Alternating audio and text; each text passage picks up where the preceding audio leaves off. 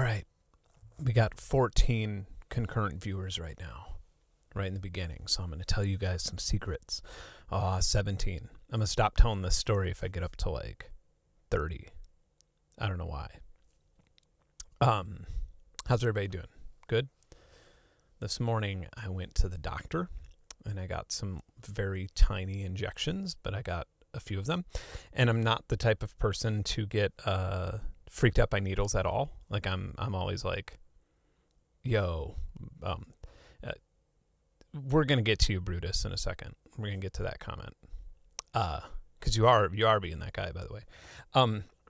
Yeah, so I got a bunch of injections, and I'm going to turn my air conditioner on. It's really quite hot in here. It's actually really loud. I'm going to turn my main air conditioner on. Anyway, I'm really spastic today. So I got a bunch of injections, and I'm one of those people who does not care about injections at all, like, or any sort of injury. Like, I'm not one of those people that like freaks out when I get injured. I'm just sort of like, yeah, whatever, I'm fine. And this one, however, I actually passed out. Like, I didn't fall and I was like laying down. I was like already sitting on a thing. And I've been like searching all day trying to figure out like the physiology of passing out from injections, even if you're not bothered by it, because I've given blood a whole bunch. I used to be a fighter, so like I've bled all over the place and been totally fine. If anything, like if I get like jabbed I've been like jabbed in the nose and broken my nose and just been like, the bigger issue is that my adrenaline would, I'd have to like stay calm.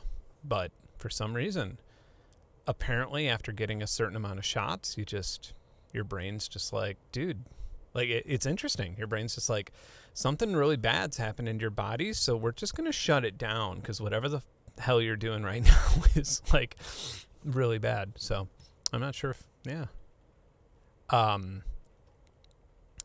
need to make a new video, or I need to make a new I need to make new ones in general. I need to make new stream ones. I also need to like not be so lazy with my green screen. I kind of like how it looks like a brush stroke. This is actually NVIDIA's doing. They're using deep learning to figure out what's behind me and give me a fake green screen. And I think it works good enough, especially if we have a black background of some sort. Like if I don't want to load a video, but try and load an image I don't know where I am now. Now look what you did, Ben.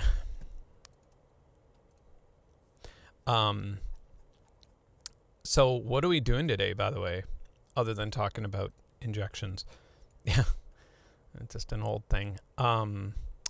This is the KVR Developer Challenge. KVR is like, if you are in a dark enough place in your life to where all you care about is plugins, you could replace your like Google News feed with this.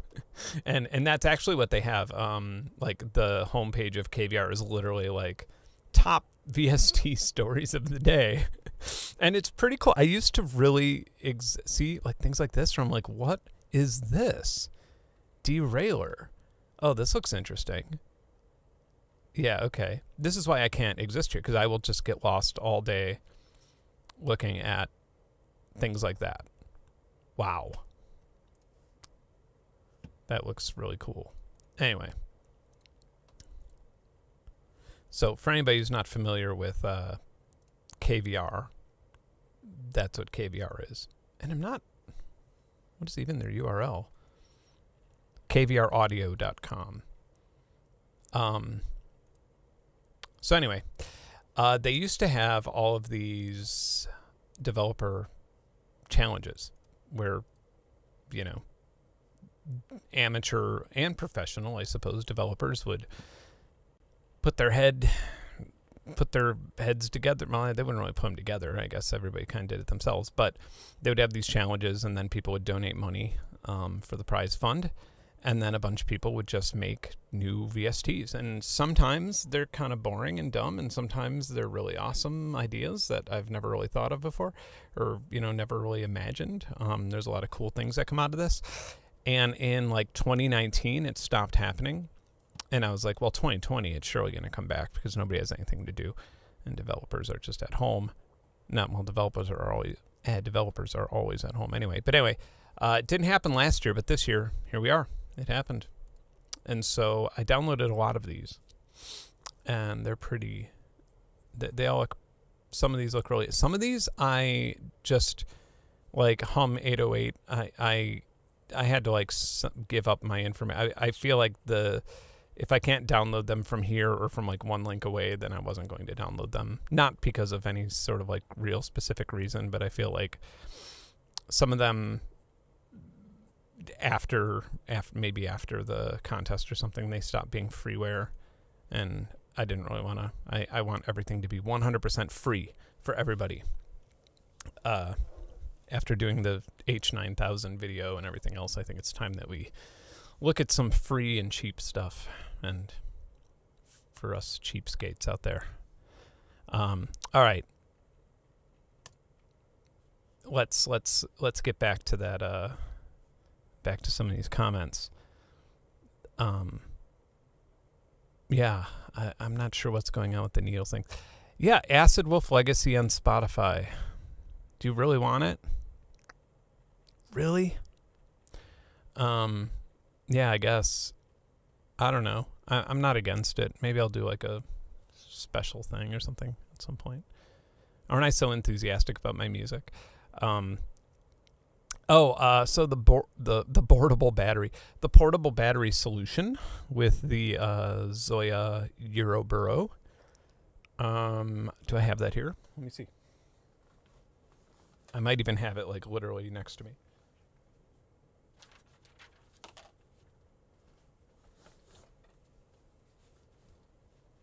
Nope, I don't think I do.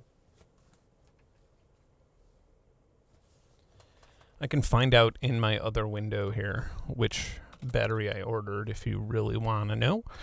But I am a little weird about recommending batteries because they really are all the same, and Amazon, there's a lot of counterfeits and stuff, and it's not like I bought a name brand anyway.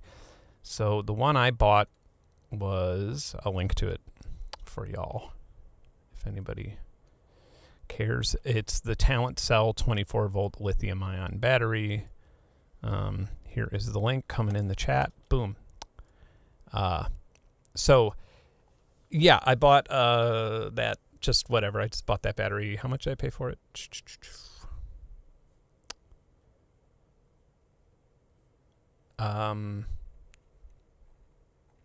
like $50 or something. I don't know. Sorry that I'm.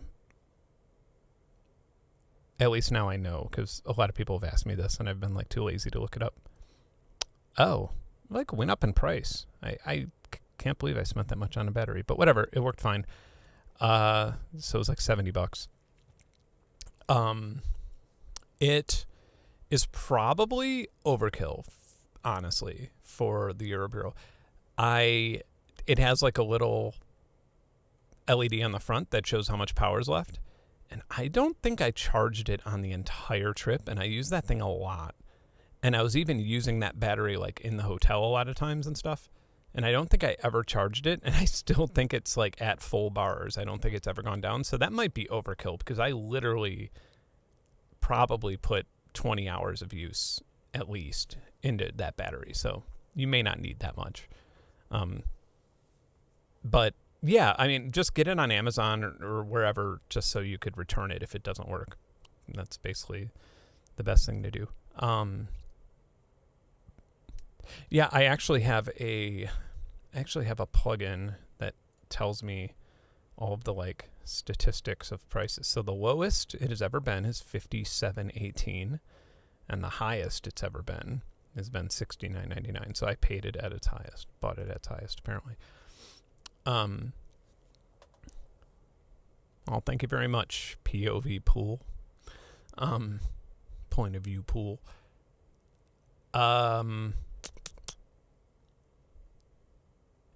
Overkill or peace of mind? I don't know. If you are the type of person who would be anxious that if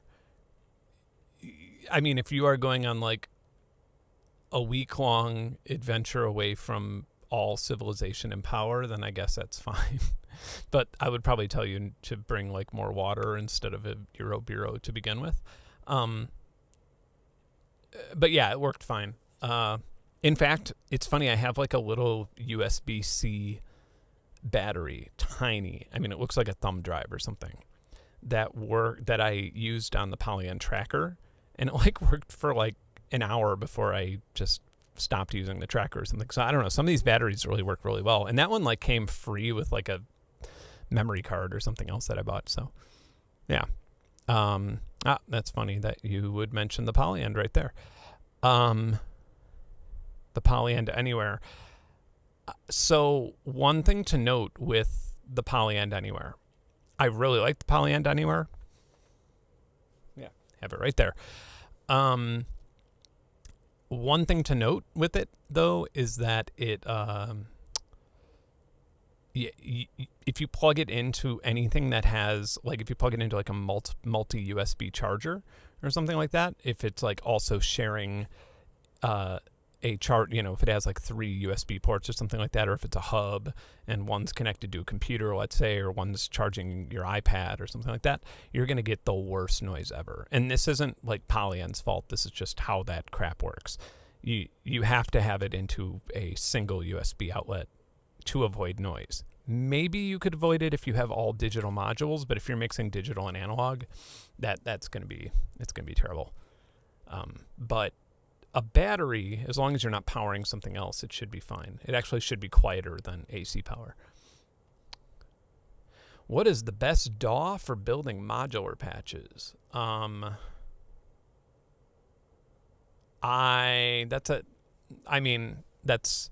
don't want to answer that in like a sarcastic way. I don't intend to, but it would probably sound sarcastic if I said like Bitwig, because they have the grid in it.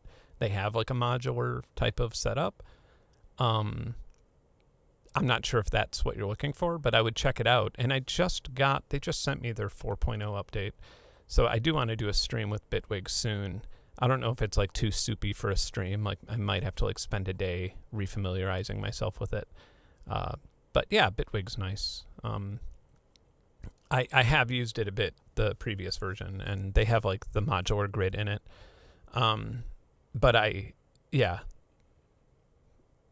It also runs on Linux, which is nice. Like Voltage Modular and VCV Rack, those are great things, but they're not DAWs per se. Like all they are is modular. So, drink some of my orange water. I know nothing about Reason, other than that it's expensive and I'm not buying it yet just for this channel. But if they send me a license, I would be more than happy to explore it, but for a stream someday. Because I am curious, because I haven't used it in ages. And I don't know how many, this might be too old school for some of the people here, but who is a Reason junkie, or who was a Reason junkie for a huge portion of his career, is Luke Vibert, or Wagon Christ. He was just obsessed with Reason, and that was like before you could load VSTs in it or anything, and I was like, really, Reason? Like Carrier District, Yosef, like all of his like, all of the iconic Luke Vibert albums are all done in Reason, and it makes sense because Luke is like that kind of like halfway to experimental, like he's still kind of a dance, it's like dance music, but with a lot of weed involved or something like, yeah. Anybody who's not familiar with Luke Vibert, definitely check him out. He has such a massive discography, and it's all just odd dance music. And I found when I used to DJ, there were times where I'd literally just have to be like, okay, I cannot DJ anymore Luke Vibert, because his stuff was just so perfect. It was like interesting, yet would keep people dancing. And so I would end up, having like 30% of my DJ set would be all Luke Vibert. I just feel like this is like a fake Luke Vibert set at this point. And Luke is like the nicest guy in electronic music. Like, so incredibly nice. I met him, God, I was like a little pleb when I met him. I was like 19 years old or something, and just super, super green, and so excited to meet him. And over the years, he's such a nice guy. Anyway. Oh yeah, Plogue Bejewel. Speaking of Plog Bidule, let's get started. So not that that's in the developer thing, but there is one of these is like a jazz drum sound pack that, let me find this one. And I was like, where do these run? And they run on Sforzando, which is made by Plog, I think. Man, it's going to be really embarrassing if I'm totally wrong about that, and I've just sort of made up my own reality of who makes what. But anyway, so, yeah, let's do that.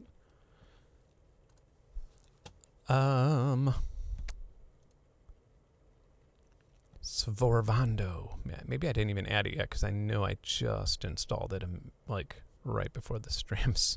By the way, this isn't my main studio computer. It's like my video editing computer, and I decided to do it in here just because otherwise it's just going to get way too crazy, and I always end up playing with like my favorite VSTs anyway, and so this way I won't do that. This way I'll stay focused. Sforzando, there it is. All right, and now there should be some jazz drums, which are probably, sorry, I got like so many monitors here. It's probably confusing to see what I'm doing. Virtuosity Drums is what they are called. And let's load the full kit. Let's see if this actually just works out of the box like it claims. Yeah, Luke Vibert definitely is in love with, with acid music.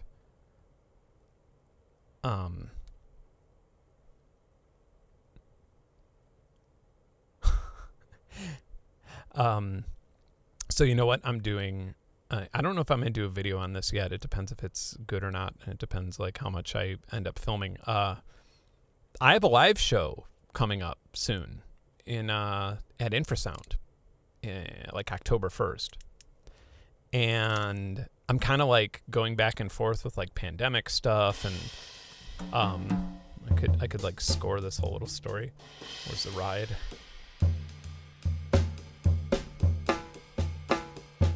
Oh, this doesn't sound half bad. Finger drumming. Yeah, I do have, the original Ben and Gear theme is Plog's Chip Speech or whatever. It's the Ben and Gear. That's anyway. What was I saying? Oh yeah, so I have a live show, and this is how like crazy it's gotten already. So I'm like still not even. I'm pretty sure I'm playing. I've made up my mind that I'm playing. I like tossed around the idea of like the whole COVID thing and like the ethics of it, and I kind of want to have a talk about that maybe in another stream or even make a short video about it, because I do think it's an interesting topic to talk about. Like, is it ethical for people to be playing major festivals right now, particularly if those festivals don't require vaccination records or something like that? And on top of that, in a situation like mine, if it was a normal show, if I was just playing a show in New York or something like that, I would have a little clout. I would kind of be like, yo, we're going to need a vaccine record or proof of, I would go, like, I would personally say I would want proof of vaccination, a negative COVID test in the last 48 hours, or proof of infection, even though I know that all of these things, have their issues. But me personally, if it were my event, that's what I would demand, right? And I think that that's pretty reasonable. I think that that's not too crazy. And I don't think that, and I think I might even use the honor system. Like when I say proof of, maybe I don't even mean that. I think honestly, the honor system, I think is good enough for me, because the people who would lie, if anybody would lie, they're the ones at risk. Like they're the ones, so it's like, I get that like somebody vaccinated could get sick, but they're likely to have a very minor infection or something. But somebody who isn't, who's lying about it, if they get infected from somebody who's carrying the shedding of the viral particles in their nose or something, like they're gonna get full blown COVID and it's gonna suck. So I don't know, whatever. I realize that this is like a super loaded topic, but where am I going with this? The gear for this show. So, so I don't have any clout with infrasound or with a major festival. Like if I demanded that, they would just say, okay, well, you're under contract to play, so you don't get any money, or you don't play a show this year then, which is understandable because who am I to, demand these things. However, the gear, that's interesting. I got a Gemini all-in-one DJ system, this like $1,000 big DJ thing, and it's like the only one I know of that has a MIDI clock out. I was like reading like deep into the specs, and it's only for DMX. It comes out of a Ethernet cable for DMX controllers, and so I'm trying to what I'm going to attempt to do this weekend is hook this Axolotl up to a USB Ethernet interface that will capture the clock data and then translate it to baud rate DIN MIDI out, so I could actually sync up all of my hardware with whatever the DJ system's playing at the time, so that way I could have backing tracks, and it could play more than 2 at a time. So basically that way I could have some sounds here, some sounds there, and fade them in and out as needed, and also loop things as needed. It's interesting. It's really not interesting, but yeah.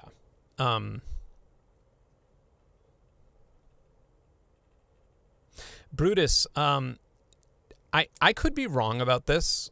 So when I first read about the Mu variant, I took the bait and I was like, oh, fuck, what's going on? Like, it doesn't, the vaccine, like it's getting through, it's getting through vaccines and causing like way higher incidence of vaccine. These are all things that I assumed, like way higher incidence of breakthrough infections. And when I actually dug back to what was being cited, none of that has been suggested yet. To my knowledge, this is like a week ago. Like, it could have changed from now, but literally every single headline that you see says, like, the Mu variant may be vaccine resistant. The Mu variant, it is possible that the Mu variant there's a new COVID variant that may be vaccine resistant. That's like every single headline. And when you read back to the when you actually go back to the citation, there's nothing that actually suggests that it's any more resistant than Delta is, and there's nothing that would suggest that it would be dominant over Delta yet, right? It could be, but Delta currently is like the top dog, and a new variant may not be more efficient than Delta. Delta's kind of like the super COVID. Like, it's hard to imagine it having a higher like R0 than Delta. But so anyway, this is my opinion. I'm just saying, if you're freaking out reading about the Mu variant, if you're freaking out about anything right now as a vaccinated person, like, maybe I would look at, if you're familiar with ZDogg, if ZDOGG, he's like a doctor who's, he's like a very, very, reasonable, empathic doctor who's obviously pro-vax and everything, but he's also, critical of the way that the media is handling things. He's a great resource, and he kind of brings everything back down to earth, even if it is like a scary situation, which is nice. Oh man. That's a good question. My thoughts on John Jones. I dig that. That is, I want to load up. Let me load this screen up just so we know who John Jones is, so everybody knows. John Jones is one of my favorite athletes of all time. John Jones, for those who don't follow any sort of MMA or combat sports, John Jones is a MMA fighter. I would say he's the best MMA fighter of all time. He has the only fight that he has lost, he had lost as like kind of a ridiculous disqualification that pretty much everybody across the board agrees should have not been a disqualification. It was because one of his elbows came from 12 to 6, when if had it come from 1 to 6, they would have won. So, and it was kind of like it's down. It goes down as like one of the worst decisions ever in the history of combat sports. His one loss. So he's essentially completely undefeated. And he is hated viscerally by everybody except me. I'm a big John Jones fan. He's hated because this is going to be for anybody who is an MMA fan or aware of him. I think he's hated 20% because of his actions with drugs, a hit and run. He's had a bit of a troubled past, or a troubled, I don't want to say current, but I mean, he didn't handle becoming the world's toughest person in his early 20s and becoming a famous fighter with loads of money. He didn't handle it very well. He could have made some better decisions. And then I think the other 80% is because he's black. And people get really... I've argued this on Reddit before, and it's like the most downvoted thing I've ever said. I think that like when other athletes like Cowboy Cerrone talks about using drugs, he's done illegal things, he's been arrested, he's been caught using steroids. Chuck Liddell literally did bumps of coke in the stands at a UFC event, things like that. John Jones gets they found cocaine in his system when they weren't even supposed to be testing for it. He wasn't even in training camp yet, and you cannot have one conversation on the internet about John Jones without somebody saying that he's a crackhead or something like that. And in my opinion, I feel like black athletes, they get one chance, and if they screw up that one chance, then it's just they're hated for the rest of their career. And a good example of that would be like Tiger Woods. Like Tiger Woods cheated on his wife, and his career was over as a result of that. Where meanwhile Jack Nicklaus, who was another popular golfer at the time, old white guy like most golfers, he got caught selling shares, making millions of dollars selling shares to a golf course that didn't exist.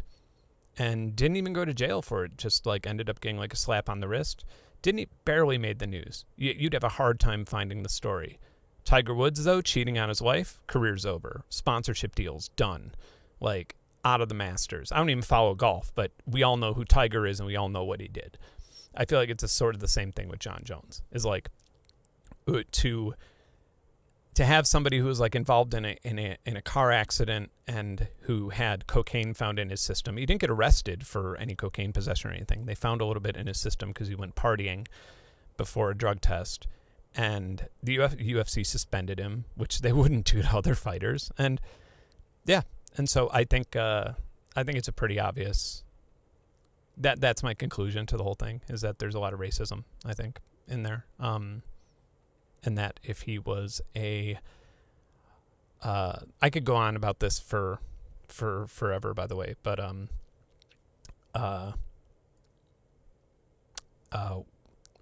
another really good example that was really well spoken, Tyson Fury. For those who are familiar with Tyson Fury, he's like a boxer. He's a Irish traveler, like a gypsy. He had a lot of drug issues. He had a lot of depression issues. Some rumors of like domestic abuse issues, things like that. And he was fighting Deontay Wilder in their first fight. Deontay Wilder I think he's from Alabama, black guy. He hasn't had any issues like this at all. He's always been pretty straight up, like a Christian guy. In the press conference, all of the questions were aimed at Tyson Fury, saying, what is it like to get through drug addiction and to get through alcoholism and to get through depression and be back on top fighting for the title. And, you know, and he had his answer. And when they asked Deontay Wilder what he thought of that, you know, how, you know, if he respected Tyson Fury, he was just like, if I had been caught using drugs, or if I had like quit because of depression or something like that, this would be a completely different narrative. Like, I don't have the option of going off and partying. Like, my career will be over if I do it because I'm black. And, you know, and immediately people got offended hearing that, but I totally think it's true. And I think John Jones, my man here, is the perfect example of that. And I hope that they pay him what he should be paid, because right now he's not fighting because they essentially just won't pay him enough. And I think he should be paid more to fight. I thought I saw a picture of him, Francis Ngannou, who's like, yeah, the other toughest person. These two guys, the two toughest MMA fighters in the history of the sport, scariest motherfuckers. They should be fighting each other, and they're not because, you know, money. So that's my opinion. Don't ever ask me about an MMA thing again. I think you'll realize why you should never ask me MMA opinions, because I will talk for 3 days, because I love those questions. Michaela babysat John Jones' grandsons, apparently. That's interesting. I didn't know he had grandsons. I don't think he does. Yeah. The racism thing is getting old. I'm kind of getting tired of it too. My take on Conor McGregor, you know, exactly what I just said. Look at Conor McGregor's like drug use. Look at his actions. They're like 100 times worse than John Jones. Conor McGregor will make a, you know, if he next time he fights, they'll talk about how, you know, he's overcoming adversity and blah blah blah. John Jones, on the other hand, nah. So, yeah. So anyway, I feel like there's probably like somebody out there watching this who like wrote a plugin where they're like, oh man, I can't wait till he plays with my plugin. And I'm just like screaming about racism in MMA. So let's start. One person that I want to acknowledge here is Full Bucket Music. This guy, I think he's a guy. I mean, I see a picture of a guy. This guy, look at this. I think all of this stuff is free too. This guy just like makes loads of free stuff. And it was funny because I realized in this contest he had like 2 or 3 submissions, and I clicked on his website and I was like, oh my God. Here's another one that I didn't even look at, the Stigma one. Sequencer. Yeah, he makes like sequencers. Check this dude's stuff out.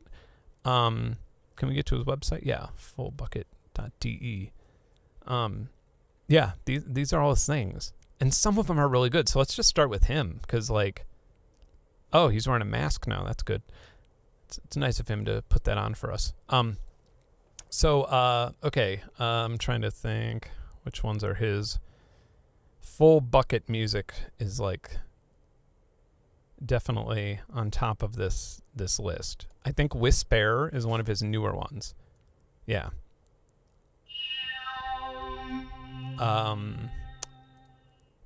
And yeah, it has additive synthesis, resynthesis. It's like, let me just load some actual presets here.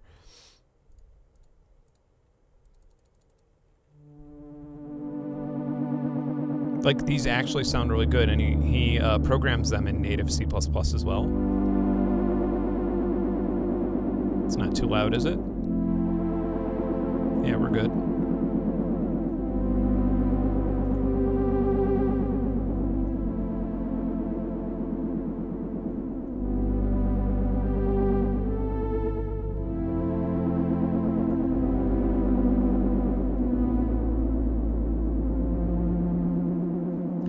Redneck Discotheque. You asked me a different question earlier. Or you said something. Oh yeah, cool NFT chat today. Yeah, that was funny. So somebody was like, "You got to join this," and it was a Twitter Spaces thing that I sort of took over, and Ben explained a whole bunch of my NFT ideas. But yeah, that was really nice. While I was quickly feeding ducks.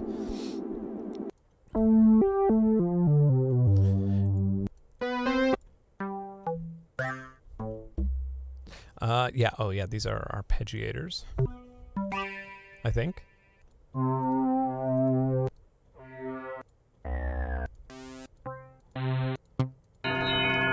I'm not entirely sure what this one is. I should just look on his website rather than... Okay, yeah, so this is his one of his newest things. And then the other one, the Modular. I don't want to start, I don't even want to go there yet because that one is too much. It is crazy. I love it when developers just like, when you just, every now and then you find a developer and you look at their website and you're just like, oh my God, this person has like an entire career of just free software that I've never heard of. And you could just like fall down that rabbit hole entirely. I know I have some of his other stuff here, even though it wasn't part of this. Oh yeah, this is his monopoly, I think.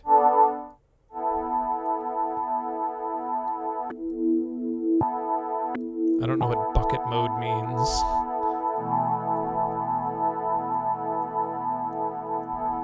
There's a lot of resonance here. Let's see if I can find. There it is.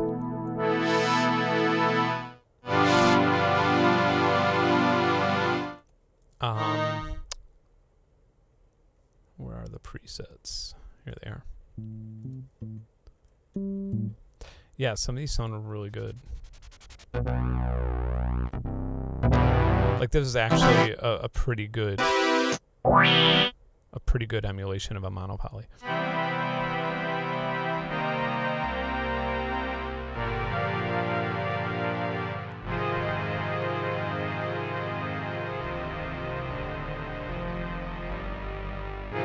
Oh, you're right. Yeah, this is the I'm thinking of the fear.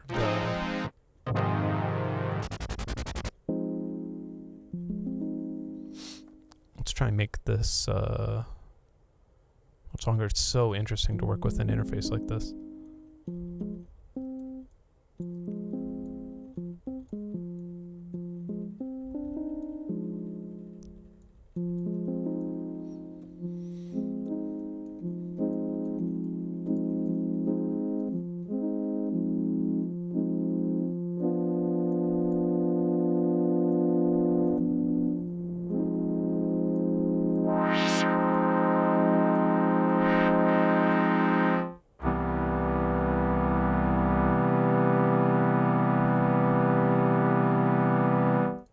And then I guess you can step record?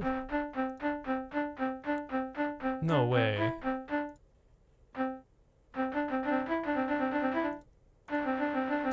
That's awesome.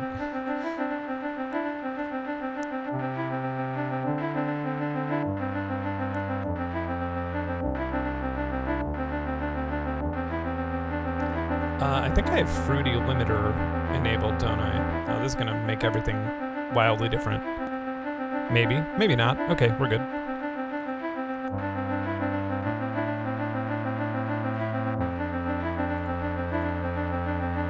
So I guess I could step record as well, right? Maybe.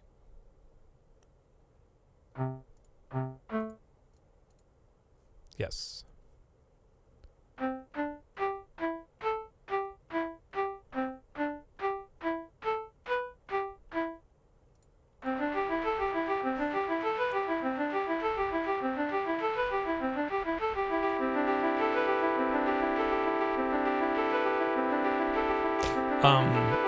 You know, a really good freeware. I don't think it's open source, but freeware reverb, by the way, that I thought was part of KVR at some point, KVR contest, but it's not, is Oriole River.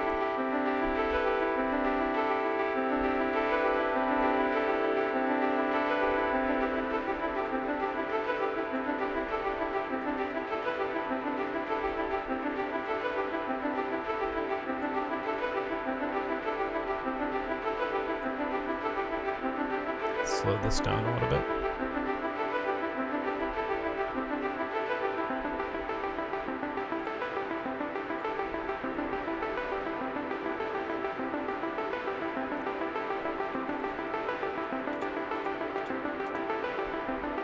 Right, I'm going to load a different plugin as well. Now I know one of the ones I was excited about that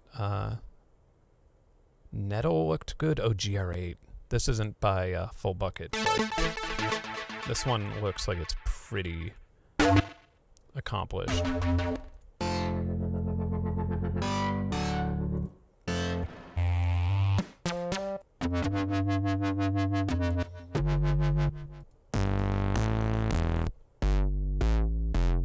Yeah, these don't sound too bad.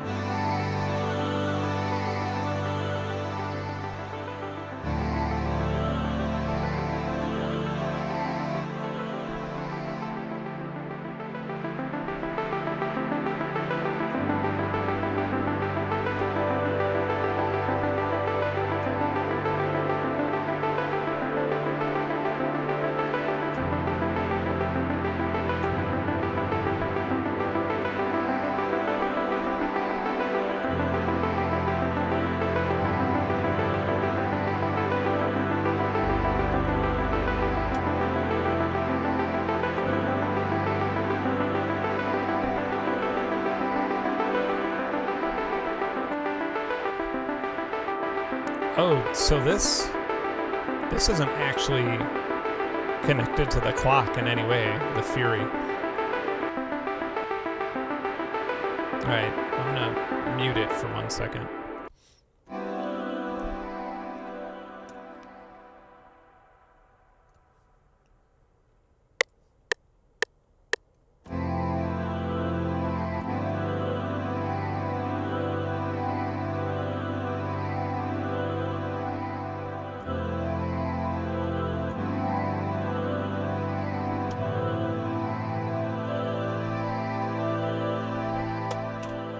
Sweet.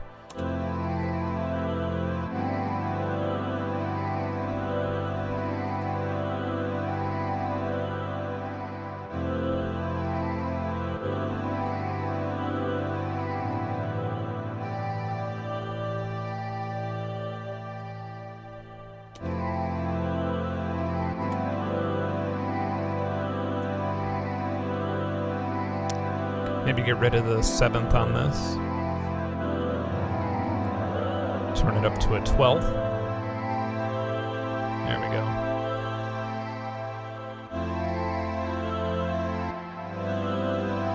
I really love plugins where you could just like jam it the first time you're using it, where you're just like, oh yeah, I got this. Alright. Back to this.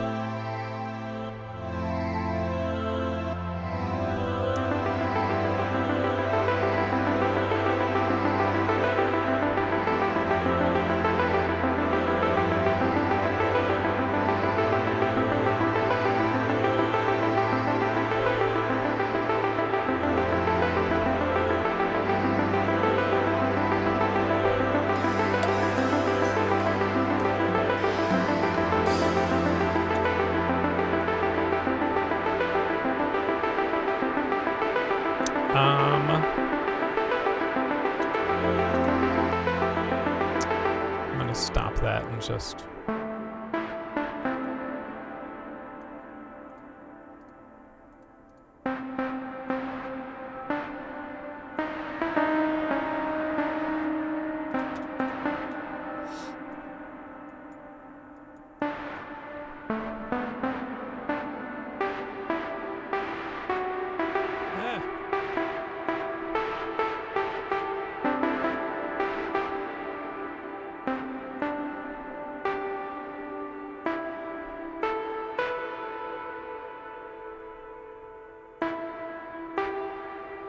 Alright, now a little fake one.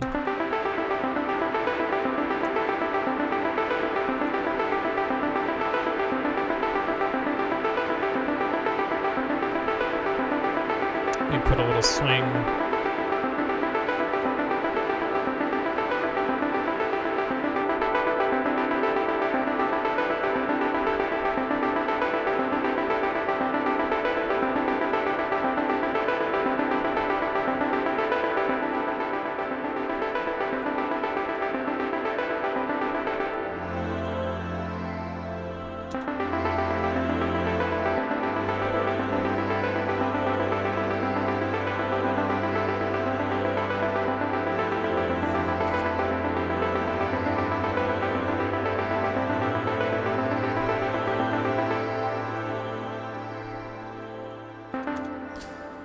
Let's see what we got in bass. In the bass selection. Man, I was playing with something earlier. Like just when like making sure that all these worked, and I swear I found a really nice bass. Just call this S because it's a Snake song. Oh, Bucket Pops. I wonder if this works. This is another full bucket production, but it's actually the this thing, for those of you familiar with it.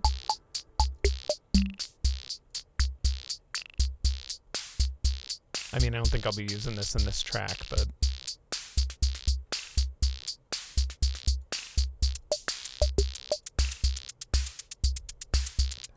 can you sequence it? You could sequence it yourself.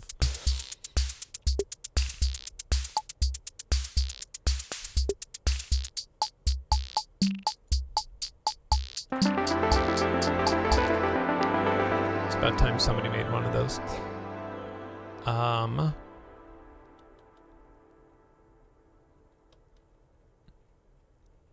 I don't know what MPS is. Oh, reduction. That's another one that looks pretty cool. We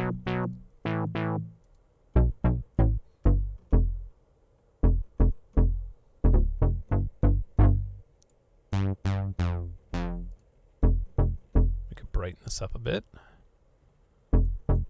It's like so many different interfaces.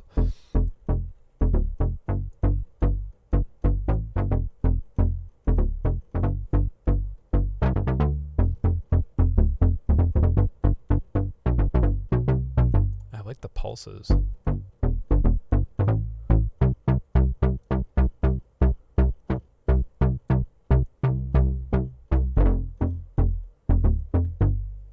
Oh, there's reverb in here too.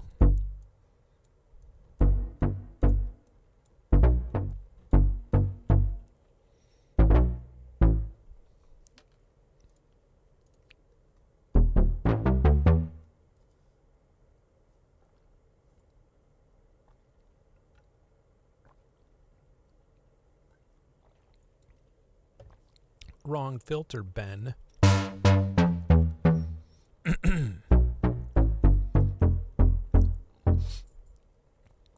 Oh, there we go.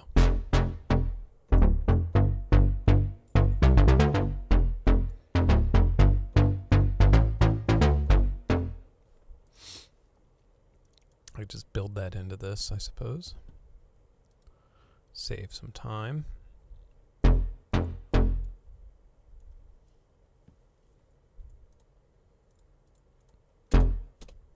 Get a metronome. Maybe turn on that. There we go.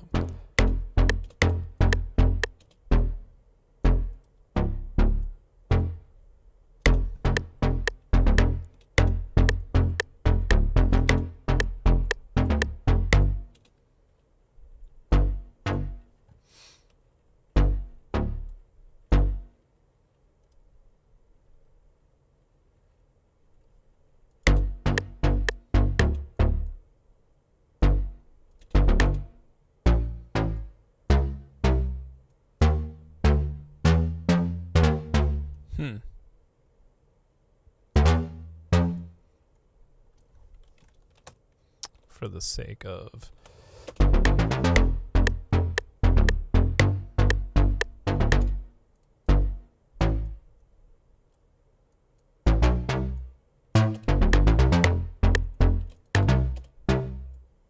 I'm going to go into...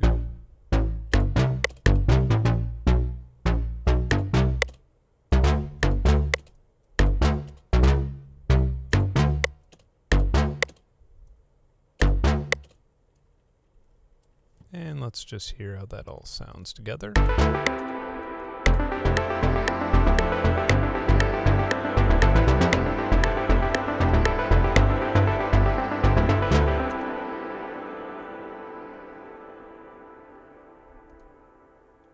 I don't think I have a drum machine, unfortunately, so I think we can just like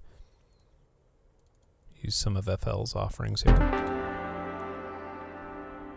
Which... Are there like sequences? Thought there was. Thought this came with some sequences. There we go. I mean, I'm not a big fan of those sounds, but whatever.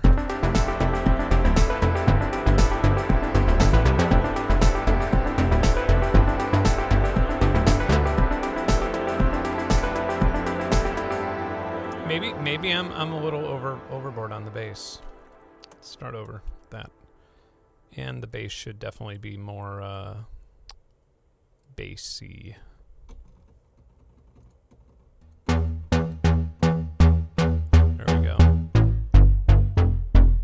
There we go. You should feel that.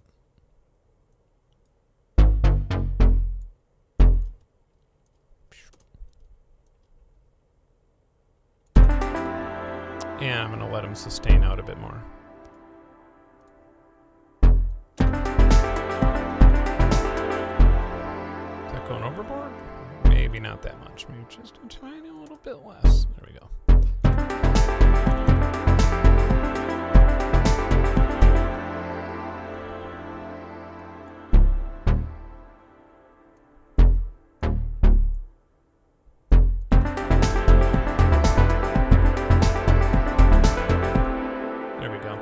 Keep doing that.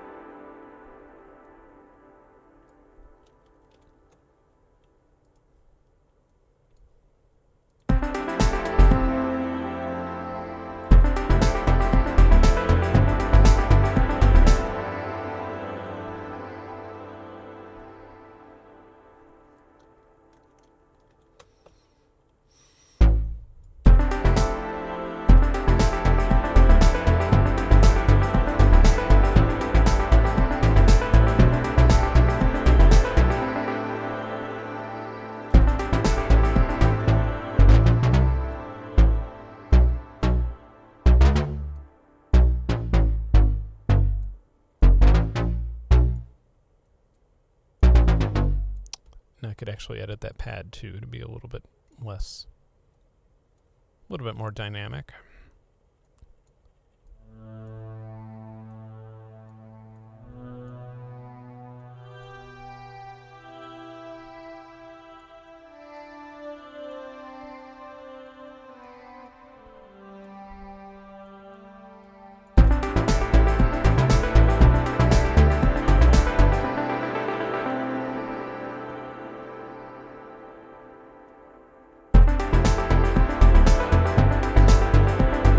Kill some of the reverb, actually.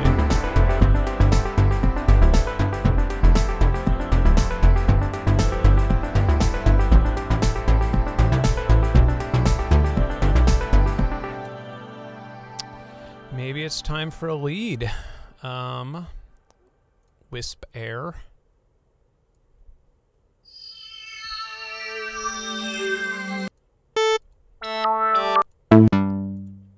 already have? Yeah, we're already using this somewhere, aren't we?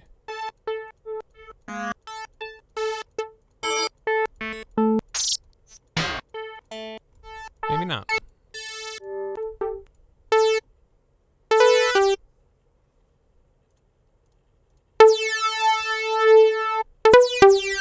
Nah.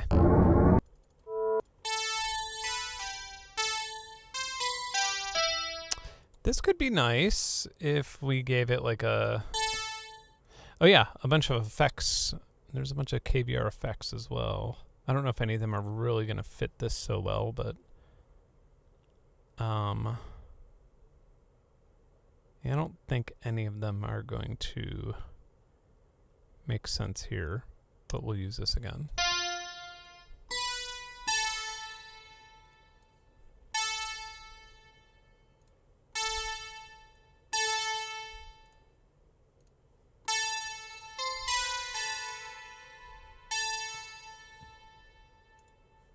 Make it a little shorter.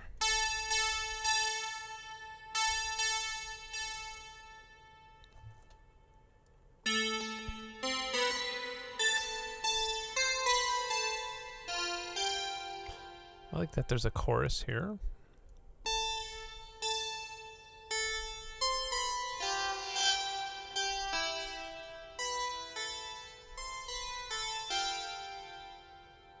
I do wish there was some echo. Is there some echo? No. Oh well.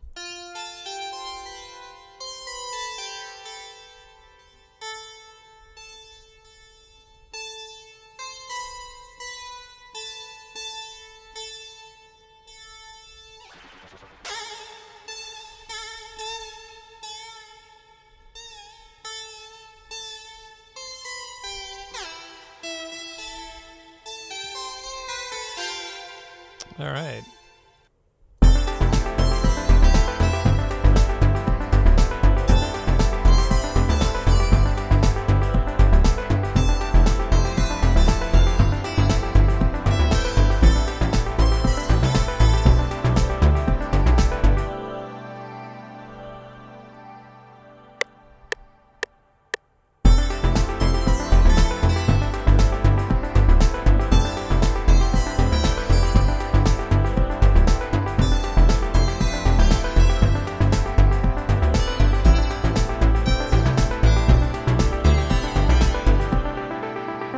One note was off, I believe.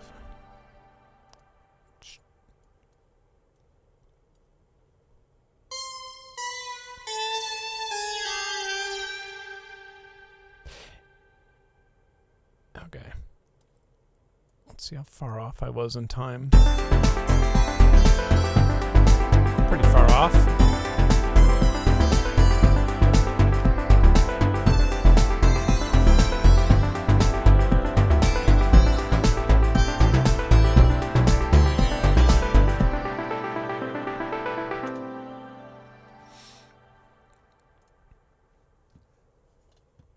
Flange delay. Yeah, we need to change the drums anyway, I think.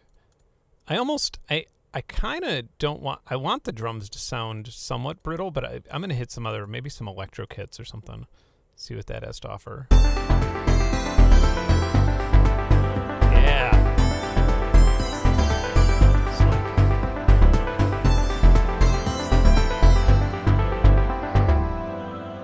Let me just... These drums can only come out of number 5. All right, I want to hear them.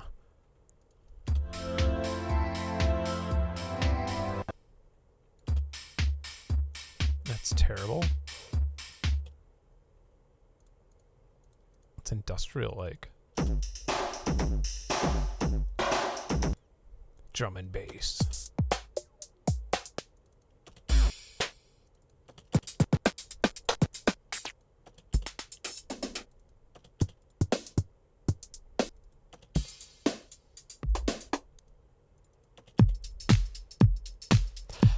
Okay, let's work with this. I think we could find something, but I have to stick with either FL Studio or free software. Ooh, yeah. This thing's nuts. I looked at this for 1 second and I was just like, what is happening.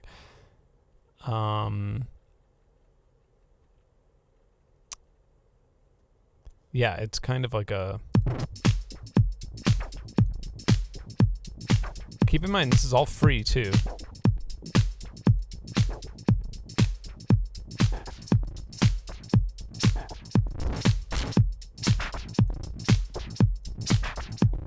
This doesn't do much for our drums, but...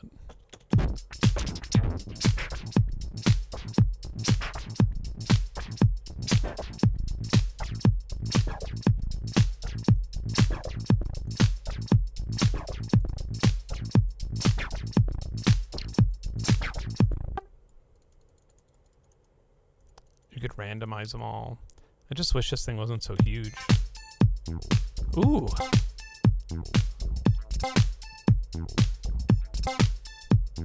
I could also replace this kick, by the way. Like, this kick just, it does sound quite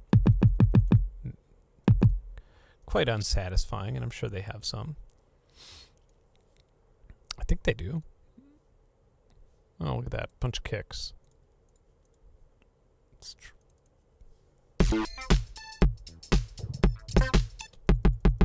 oh, you know what? These are all...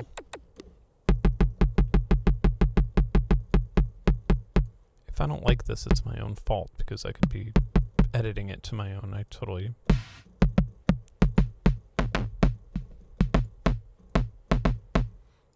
Do we just have like an 808 that I could load in here? Actually, I bet that would be an electro. Closer.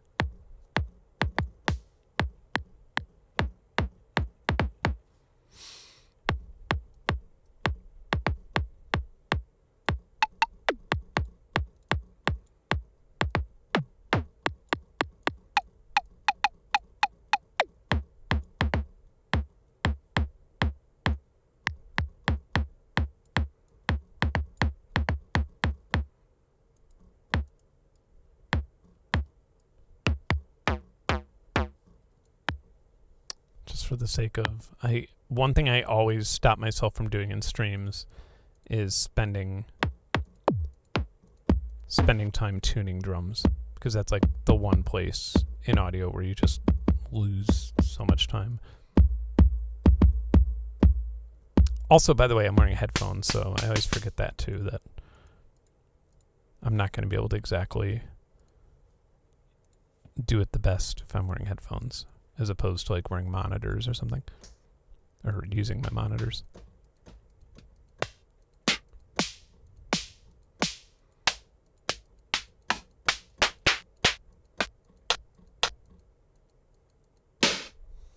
Ooh, I like this. If we could tune it down a little bit.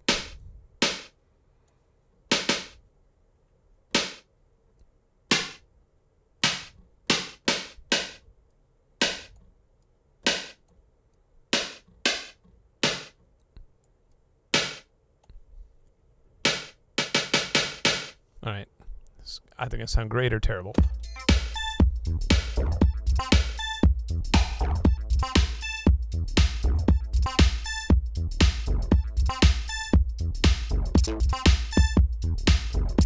And can we send this one out to a different output so we could actually sidechain? I bet you can.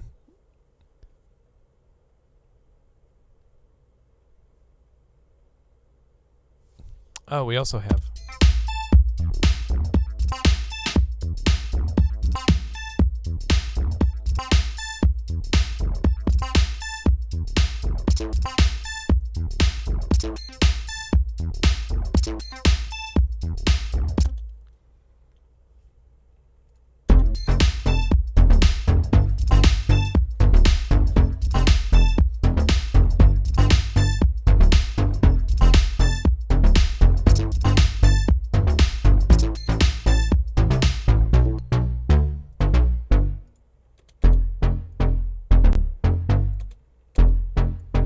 Oh, right. I should probably actually have a...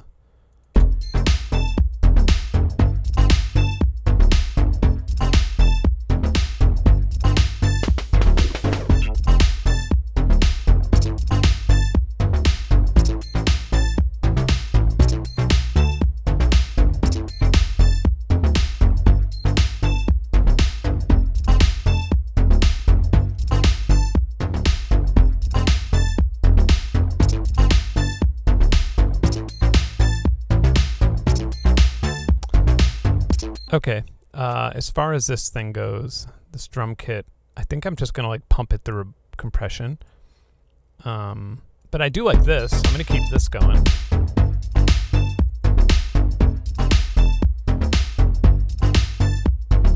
Maybe lower the center note.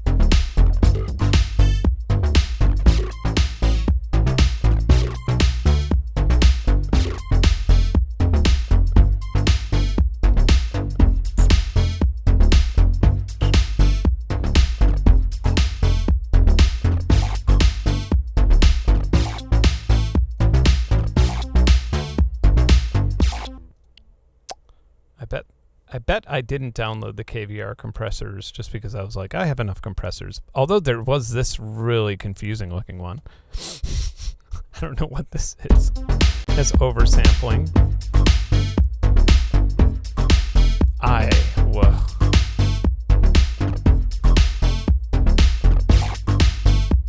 Let's turn the master gain down. Give it some drive. Ooh, I like.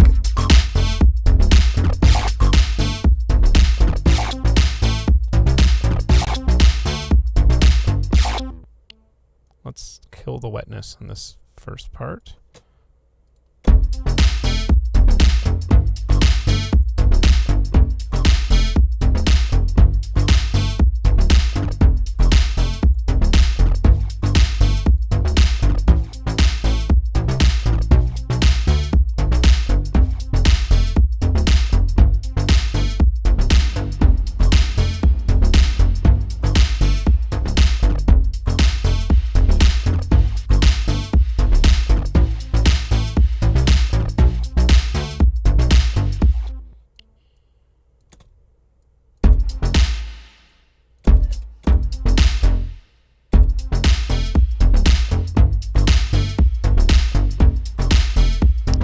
Drums are sounding a little bit better.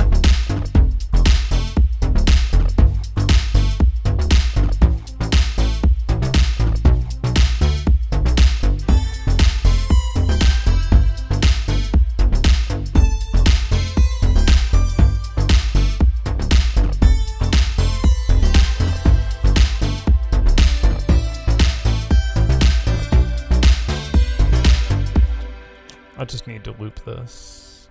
Like so.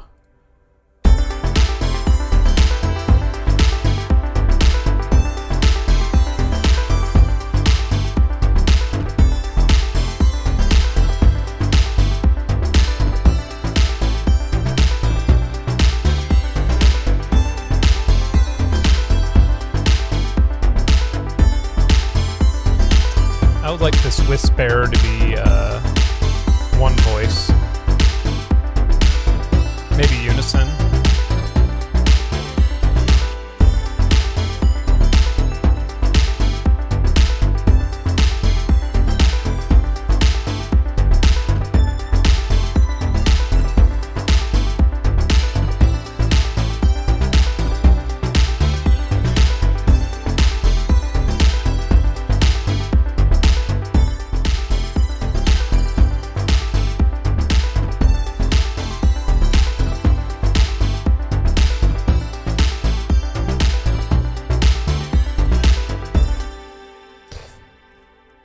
God, this what if we oversample it by 16 times? My CPU goes up. I feel like this is one of those things where I probably would benefit from learning how it actually works, but we'll see if that can happen. Wow, that really cuts so much out.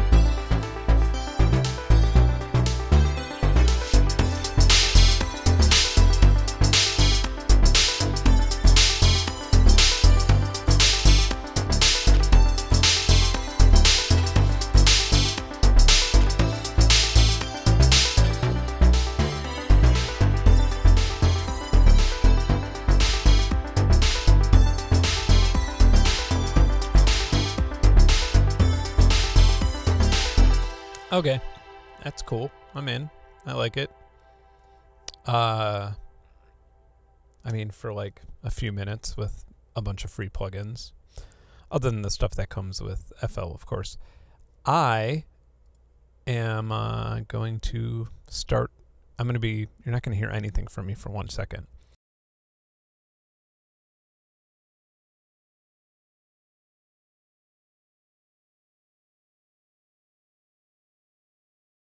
You'll be able to hear me again. All right. Okay, great. Let's load up some new stuff. See what else we got. All right, Nettle. Did we look at this yet? No. Okay, Nettle looks interesting. It's a physical modeler, obviously.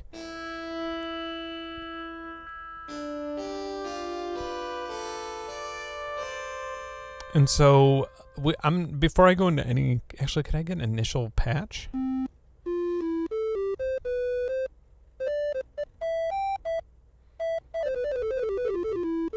Okay. So... Wait, what's the secret to my music? Alright.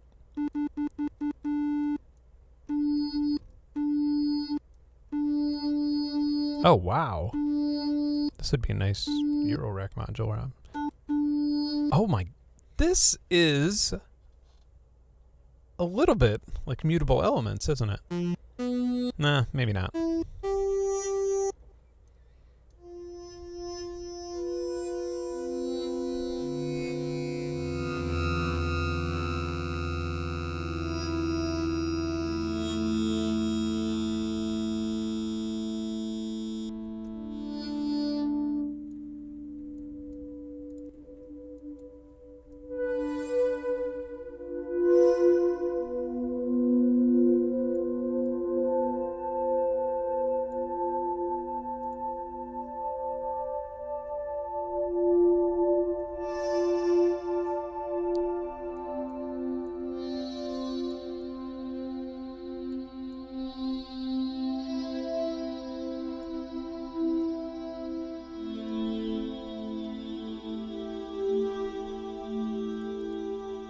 Oh wow, so I could set this to like pitch.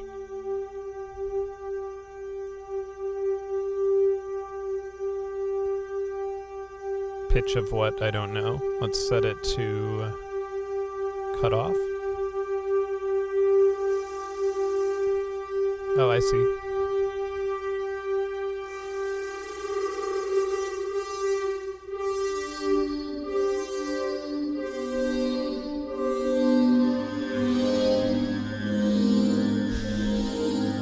I dig it. It's an interesting plugin. For something like this, it's not really using all that much resource either. Like usually you expect a plugin like this to kind of kill your CPU, especially with the reverb. Oh yeah, hammer. What's this hammer all about?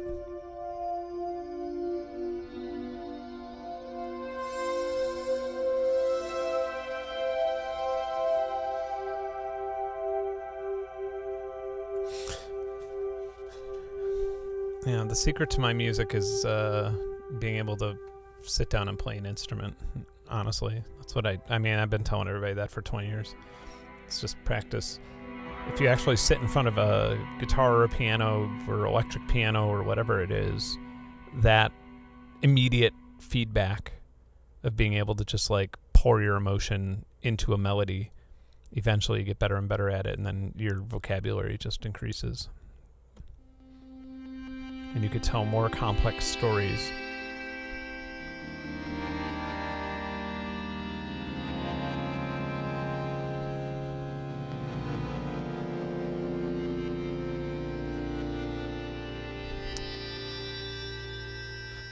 Buffer override. So I'm gonna load up a different just because. How you doing, Thomas? By the way, haven't talked to you in a while. I haven't been that active on my Discord lately, but I'm like getting back into it this week, but it's obviously because I've been out of town. But yeah, it's nice to see that everybody's still chilling.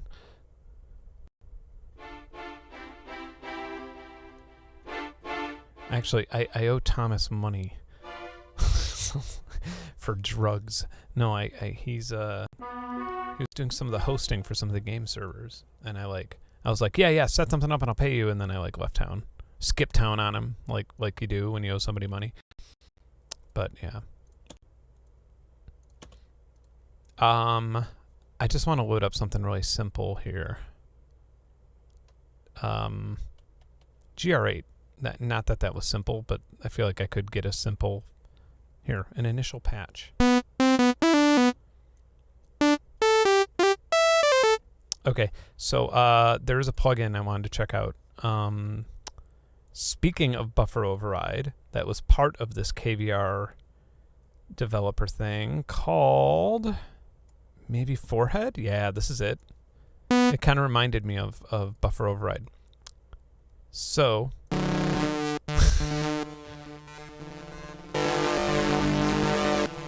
you can... I swore at some point, maybe it's something else, but I swore at some point you could actually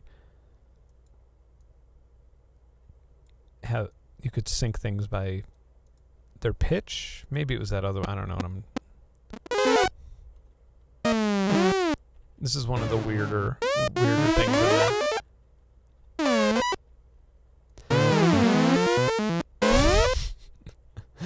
To be honest, I wasn't even gonna check this one out because it just seems so odd, and I didn't want to give it a bad name. And maybe I'm thinking of something else. Okay, so without this enabled, it just sounds like that. And what was it I was thinking of?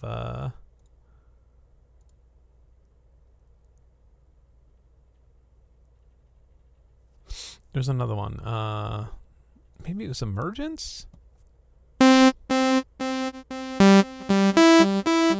but this one's cool nonetheless. Let me load a little patch that's just not this loud. Hear a bell. That sounds nice. These are a bunch of different streams.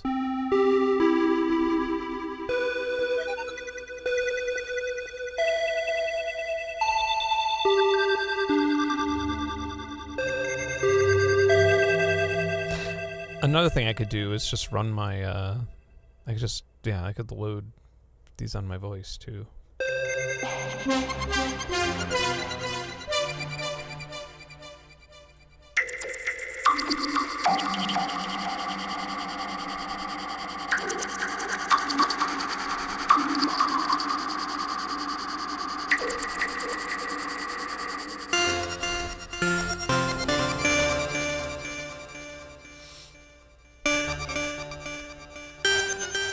Yeah, wow, you could see all the grains moving around too. I never even noticed that.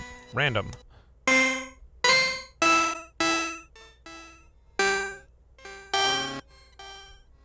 And then you could freeze it.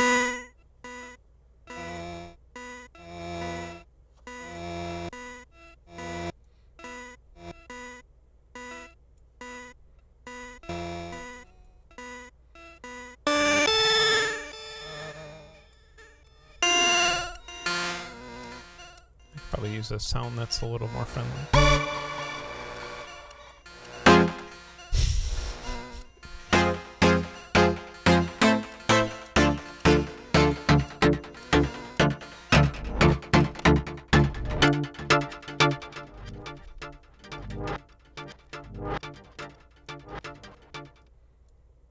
Oh, wait, wow, we can increase the buffer size, or we can make it really short.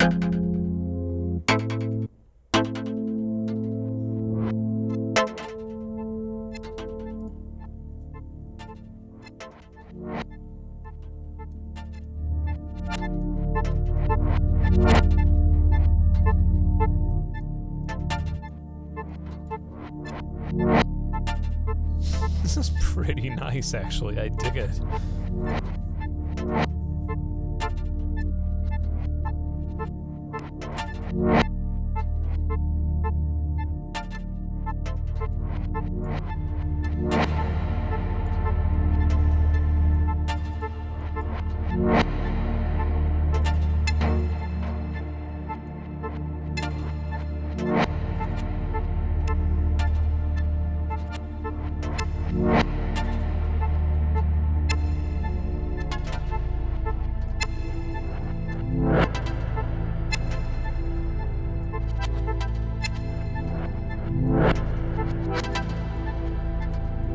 Try and make a massive chord out of this.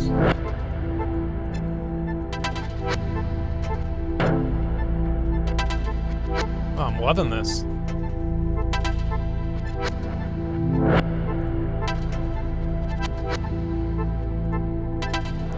If we want to go really crazy, there's yet another granulator type thing. Oh, no. This is actually what I was... Okay, we'll go to that later. The thing I was just talking about to Thomas.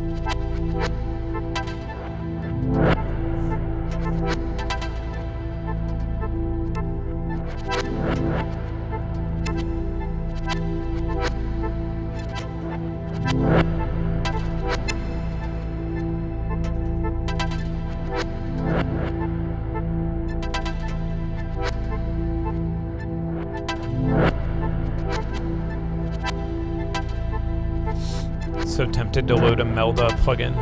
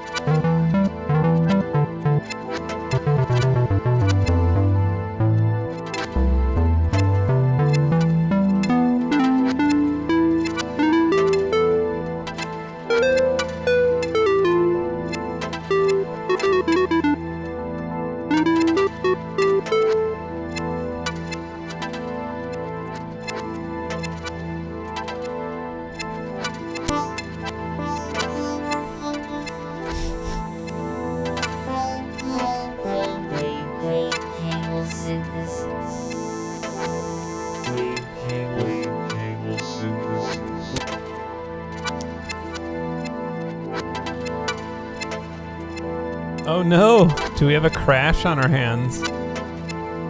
We might. Oh, Modular crashed while processing. Disabled. Can we save it? No!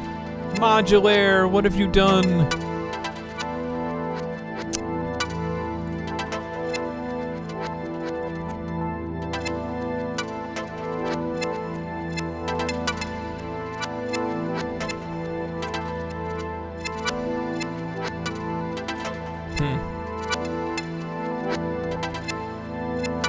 I'll give it like one more second, because I do really like this sound. It's nice hold music.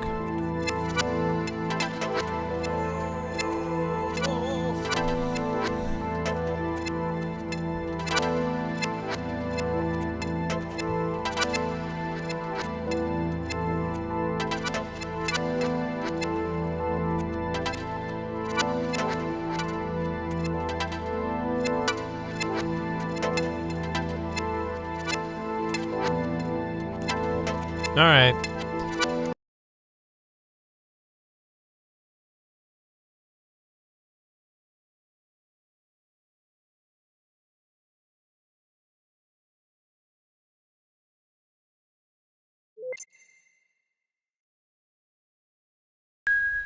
There I am. Well, that was fun. That'll happen when you hang out with a bunch of new developer challenge things. It's all right. To be expected.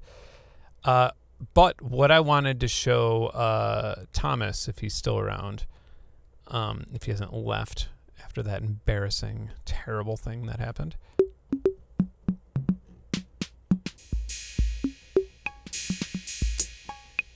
I want to just make a little beat. All right. Oh, wow. Okay, great. Wonderful.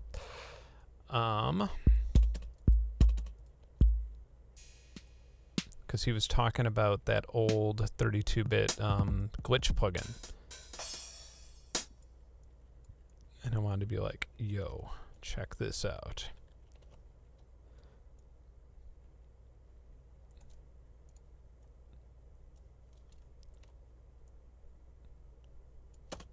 All right. Why would I do that? Come on, man.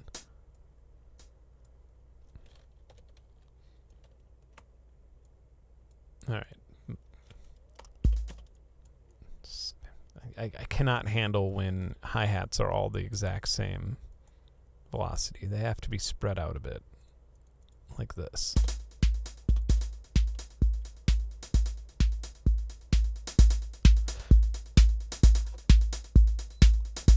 Today I got an email from Roland, and I was like, that said like Happy 909 Day, like to my YouTube email account, and I was like, oh, nice. I'm getting a 909 or something. Something's happening. And then they just wanted me to buy a $500 909 jacket. Like, literally, that was the email. It's like, Ben, do you want to buy this $500 909 jacket? And I was just like, I didn't respond. It's not worth a response. I was kind of just offended. Like, really? Just gonna ask me if I want to buy a jacket promoting your... Anyway. The jacket was okay, though. It wasn't terrible. What was I going to show? Oh, yeah. So, speaking of that glitch plugin, Grain Strain. That's what it's called.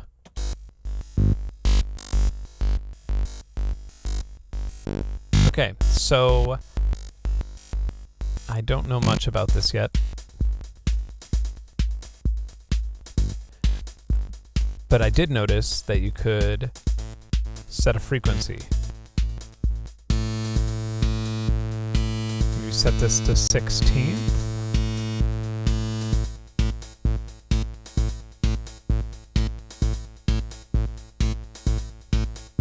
And then you could have MIDI in, which I have no idea how that works, but let's try it out. This might actually end up being really cool. So I'll maybe make this port 6. It's a beautiful thing about FL Studio here. Input port 6. The poly is 4, so let's just try it. Nope.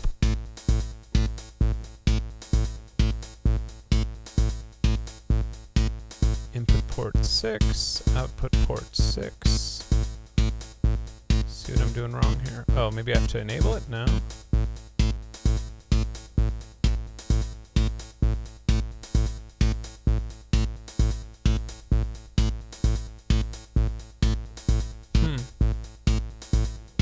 I don't know then. Damn. I was hoping that you could like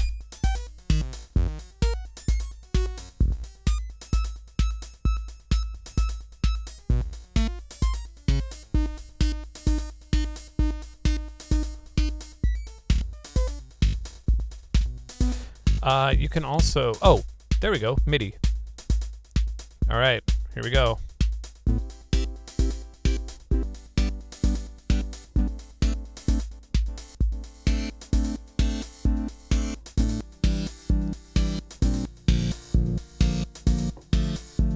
Nice. X that out entirely. Wonder if I could like...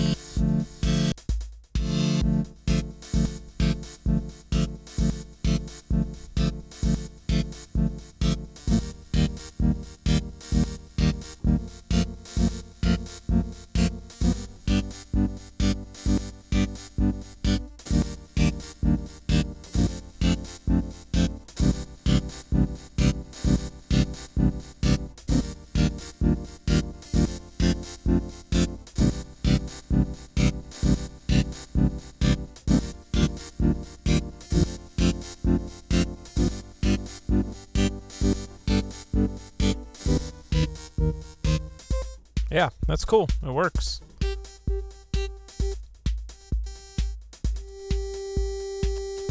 So what if we, I have Soundly somewhere around here. Let's look for like waves. Waves. Big crashing on beach.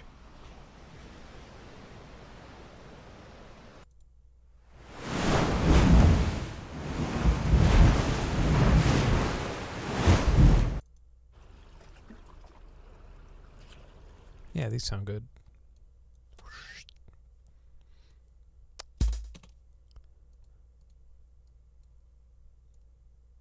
Alright, what channel is that? Get rid of this beat. Let's get all meditational up in here.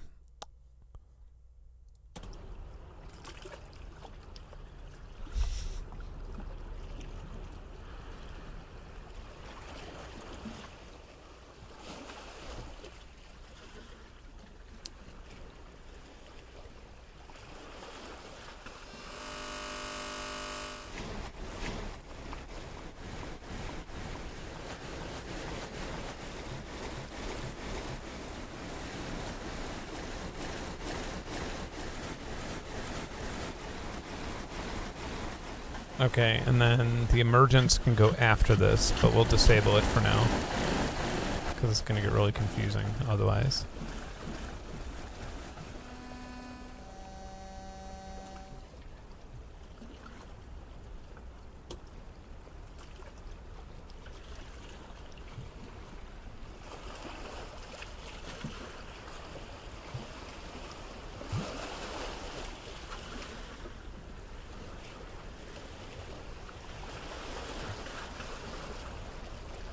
I'm going to normalize this file because it doesn't seem to be...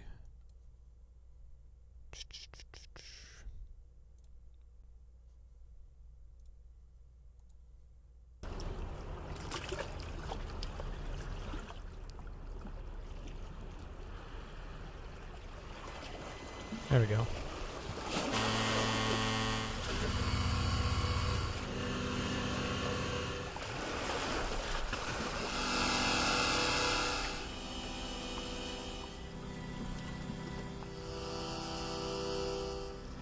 Gonna make some crazy textural ambience up in here.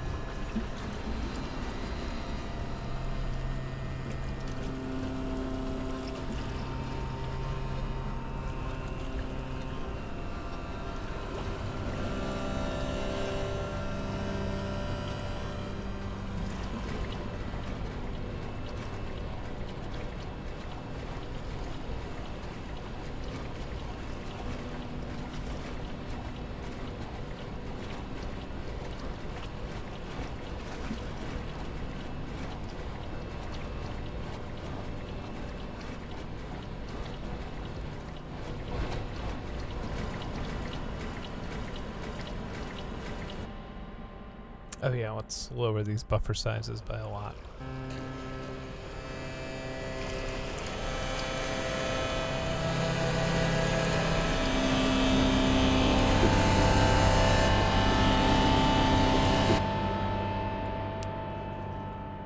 All the way down.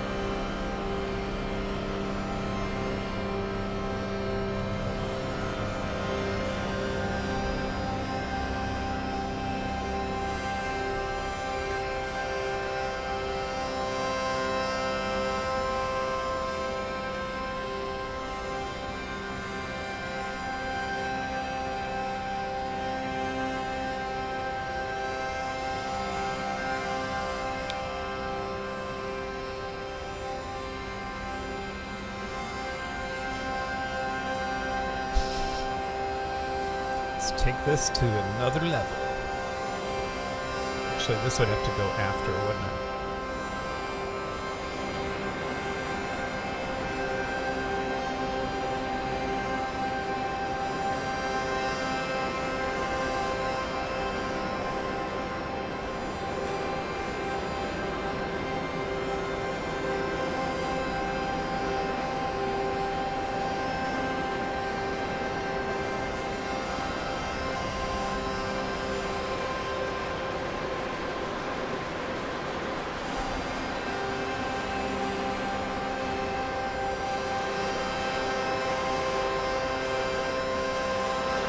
Make this thing resonate louder.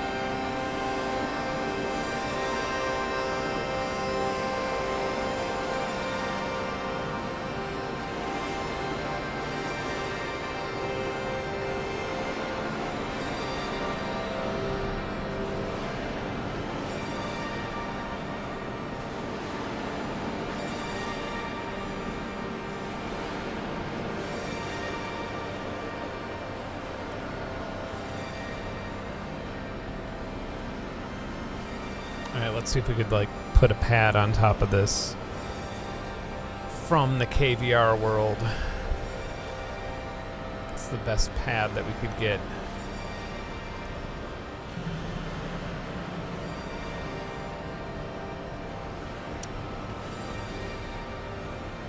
Oh, there's only so many options.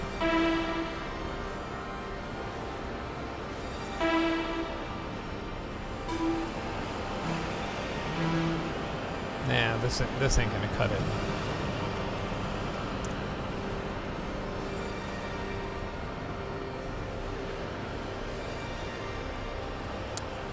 We're gonna need the bucket, the full bucket guy.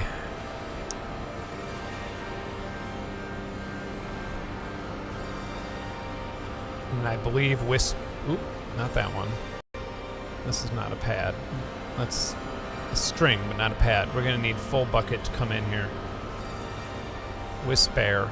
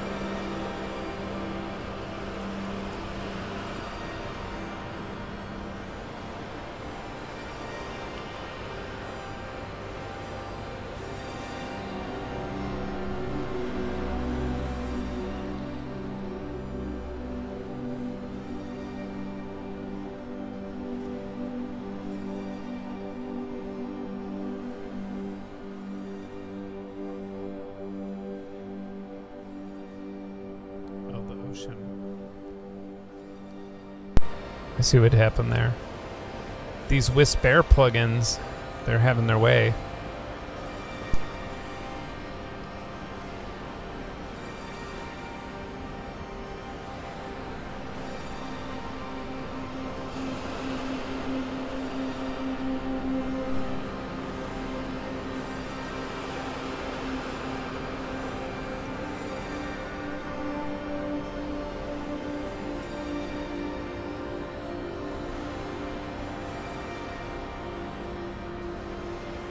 Try and go into minor.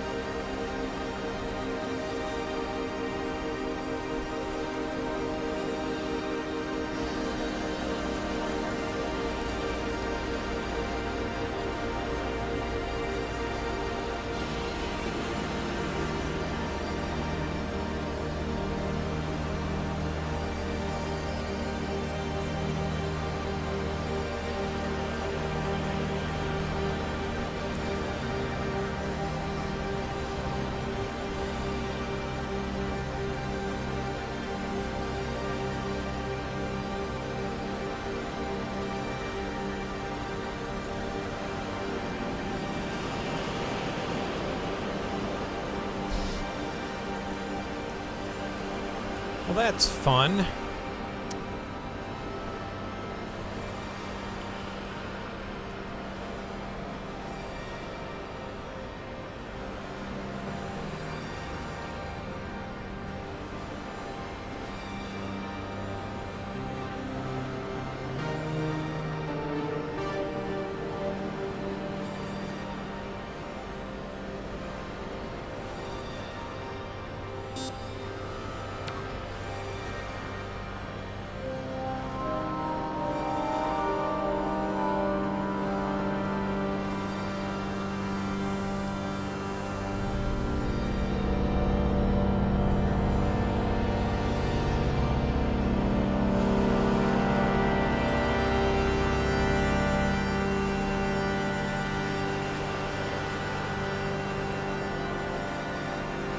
What games are y'all playing on the Discord?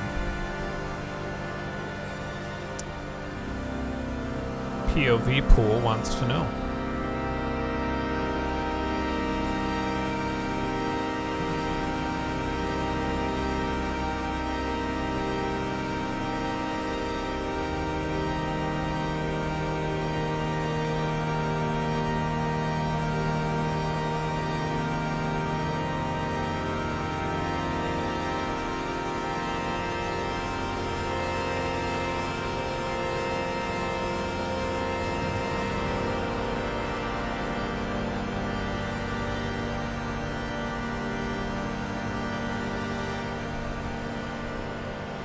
All of this for free. How cool is that? Plasmophobia. Phasmophobia. Cool. You know what I just got?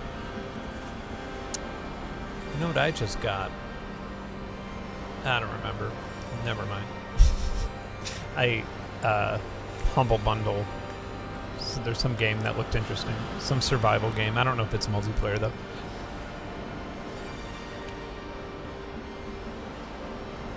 Phasmophobia. Yeah, that sounds interesting. I'll look that up.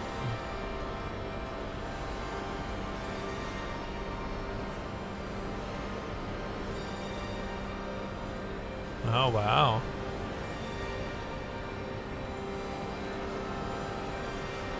Oh, I wish I could be scared with games like this. I mean, I guess if you need like a ghost hunter friend who is literally not scared at all by things like this. Yeah. I mean, I suppose that would be useful for games like this. Richard Devine is super into ghost hunting shows and things like that in games. And the way I've always looked at it was like, if nobody dies in this episode, then I don't want to see it. Somebody has to die.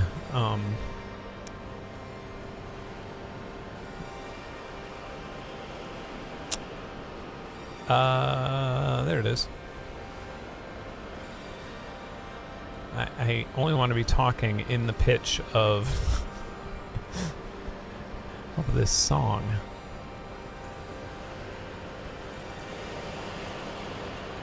I only want to be talking in the pitch of this song. There we go.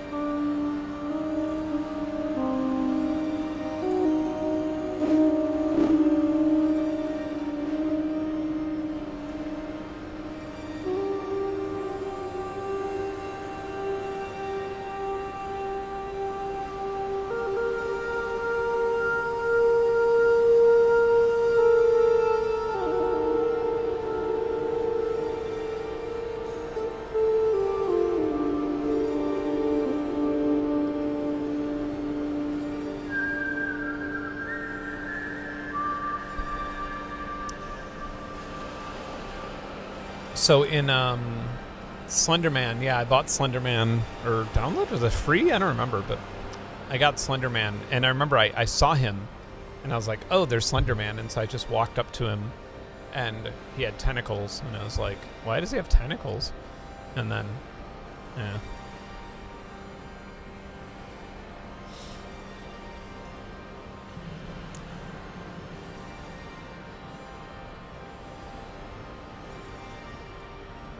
Are they still doing that?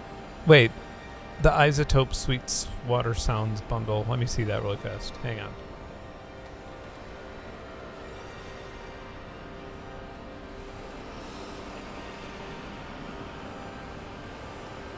I want to see if it's the elements or if it's like the full thing.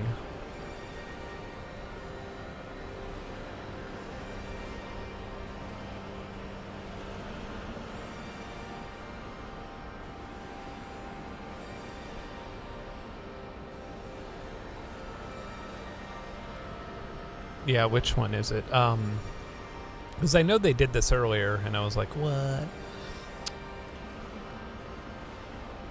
And I do actually have some friends.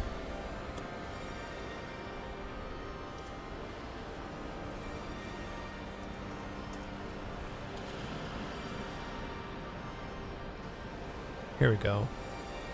Free tech. Where am I seeing 97 then? There we go. So what does this come with? Okay, so it's the element suite, right, okay. That's still a good deal. But the way that they phrase it, where it's like $1,700 worth of, it's like, I don't think it's worth that much. Oh yeah, I guess it comes with Iris. Yeah, I wish it had more than just ozone elements. But yeah, that's still a good bundle. It's a great deal. Isotope's really smart for doing that because their stuff has been a little bit overpriced.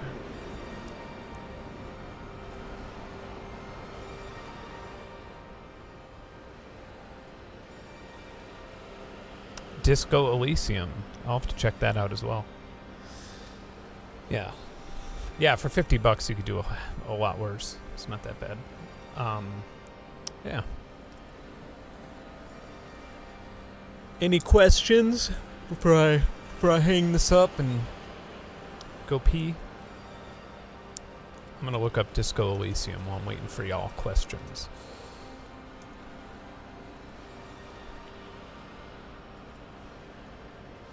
Oh, it's a game. I thought it was an audio app.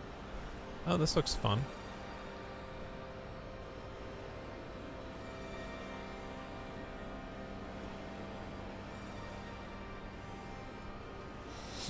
Interrogating people. Sounds like fun.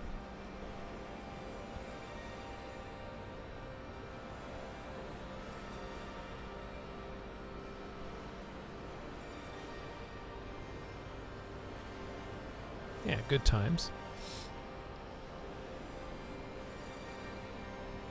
I did see the new Hydrosynths. Do they have any more features, or is it just new keybeds? I got like the press release, but the press release was really funny. It was just like images. It didn't actually give me anything, but I may have just only seen them on my phone. Hydrosynths.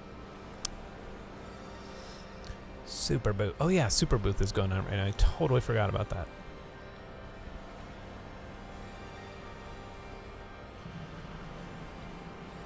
Yeah, is there anything new about it other than just the keybed? I think it's just it looks like it's just the keybed, but I could be wrong.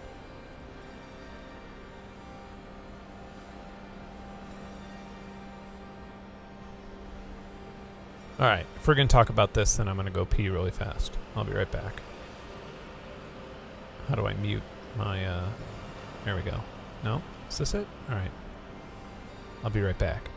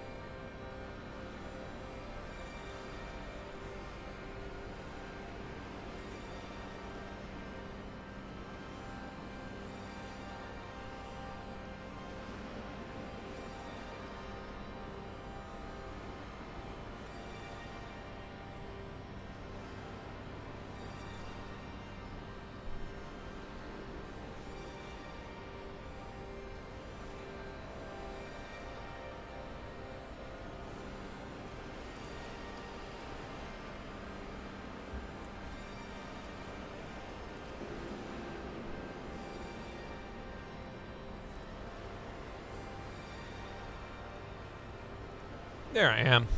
Okay.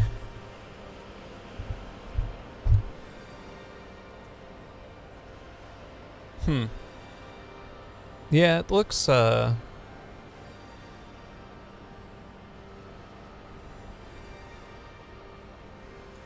they add voices to the deluxe.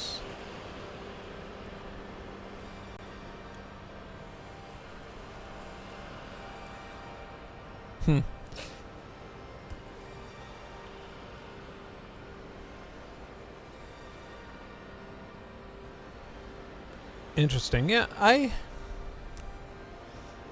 don't really see too much of a use for a Hydrasynth Deluxe.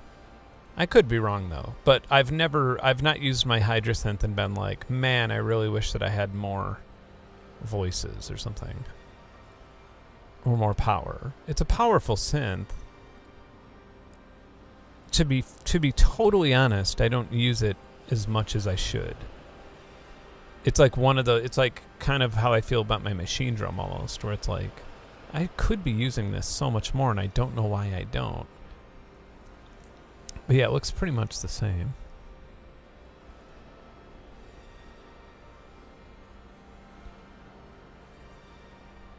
Yeah, I mean, I'd trade my Hydrasynth for it for sure, but it's I don't know. I'm not like envious of it because I don't think I've ever felt like thus far I don't think I've ever felt like I was limited by my Hydrasynth or something. Yeah, and then the small one, let's look at that, the Explorer.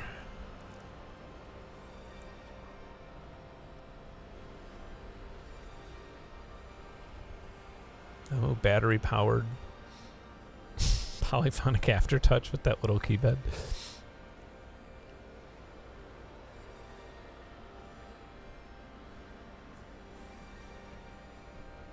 Yeah, that'd be cool for like a little portable setup. It's weird to me that they went in both directions, isn't it? Isn't that kind of odd? Like, this makes sense, I guess. I don't know. I'm not, my mind isn't blown by this. Because again, I don't think much has been needed.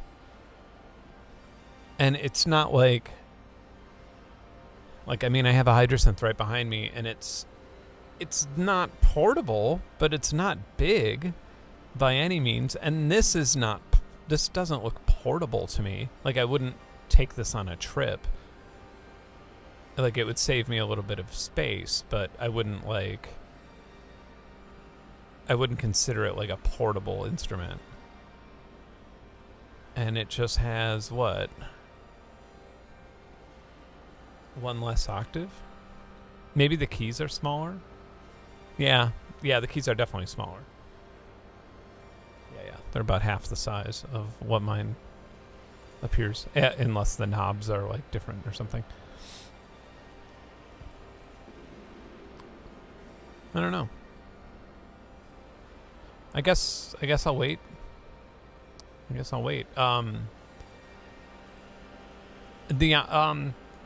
No, I don't really consider the Hydrasynth and the Yamaha in the same territory, really. The Yamaha, the Montage is very much its own beast. I don't consider it. The Hydrasynth feels more like immediate and tactile to play with, whereas the Yamaha is like something that you'll sit and you could spend all day making like the ultimate patch on it or something like that.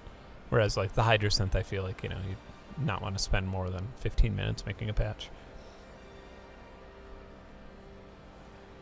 Yeah. Oh, yeah, I guess if the price is like $15.99, that's not so bad. Huh.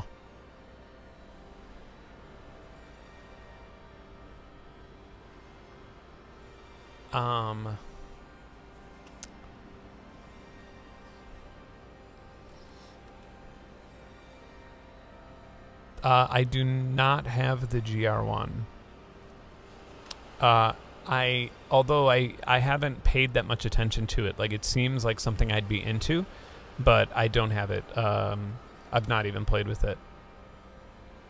I think the reason for that, though, is because, like, I have so many granular things on my iPad, and then I have a Nebula, the Bitbox sampler that also has granular in it. Well, now that I can actually say it out loud, I have 2 Empress Euro Bureaus, which both have granular in them. So I'm just not, like, super stoked on having any more granular, but I'm sure it does something that the others don't. But yeah, I just haven't been, like, diving in. Plus the polyend tracker, although I would consider that, like, in a league of its own in terms of, not that it's better or worse, but it's just different. It feels different, sounds different. Oh, it doesn't allow sampling without a USB interface. That's annoying. I'd still like to check it out, though. It sounds nice. I bet. Oh yeah, I guess when you think about it, beads and clouds is also granular, and the polyhector probably has some sort of granular thing going on in there.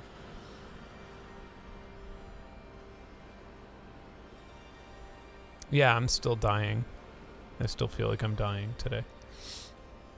I'm very tired. I'm actually about to wrap up the stream. And for those of you who are still with me from the beginning of the stream, I got like a bunch of little injections this morning, and I actually passed out from them. And I never had done that before, and I've just been like out of it all day since then. Do I have an Octatrack? I've had a few of them, and I've sold them always. Yeah, I've never been into it. I do have a Beads, yes. Hector has clouds, yeah. I like how I'm just like hitting these questions so fast. I feel like a White House correspondent.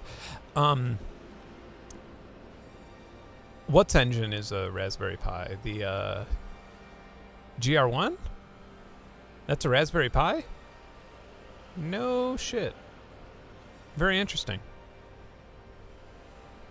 I don't know anything about the new Rhodes that's being released. I would be surprised.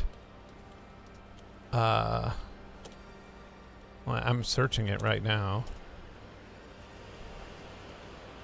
The iconic electric piano brand is back with a new promise. Oh, that's interesting. It's a... it's like, I hope that they...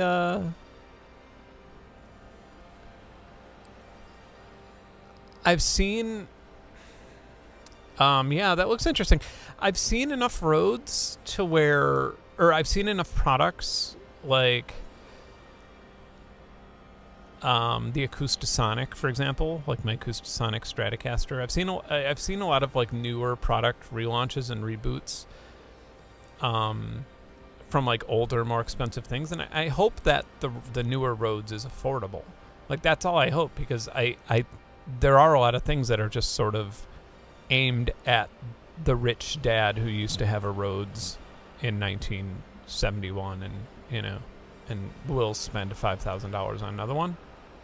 Like, I don't like how some of these things compete with the vintage price of the old one. Like, I'm not a big fan of that. I mean, whatever. I don't care. I don't buy them. If they send them to me, that's fine. But the other end of that, like the other side of that, is that they don't sell well, and they tank, and they end up like I love the Fender Acoustasonic. I play it all the time, but Fender sending me $2,200 guitar or $3,000, however much money that guitar cost. I mean, that tells you something. That tells you that they're having a lot of trouble selling them if they're sending me guitars. And that was a while ago. That was like, my channel was like not even half the size when they sent that over.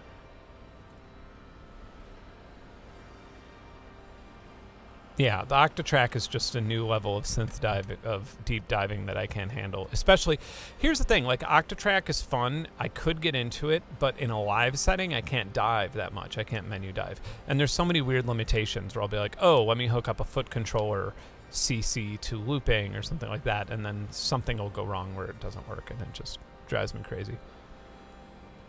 Yeah, I might like the wave state. I might ask Perfect Circuit to send one over for a demo. That'd be fun.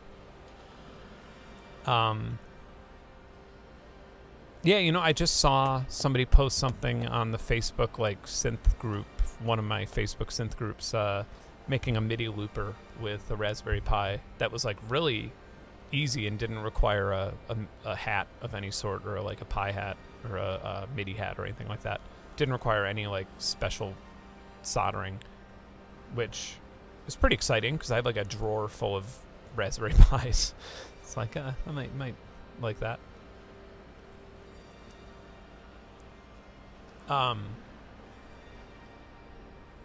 Well, not only Keyscape, honestly, I say this like without any sort of bias.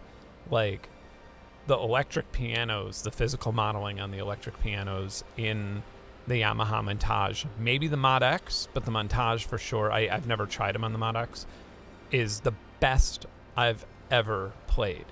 Hands down, like, I enjoy it more than the real thing, simply because I could, like, switch. I could, you know, change the timbre a little bit on it, obviously.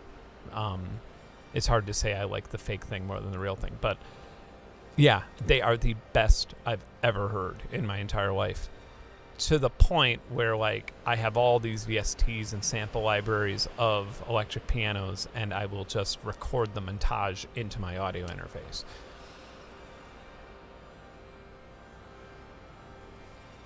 Oh yeah, Mono Norns. That doesn't seem done, does it?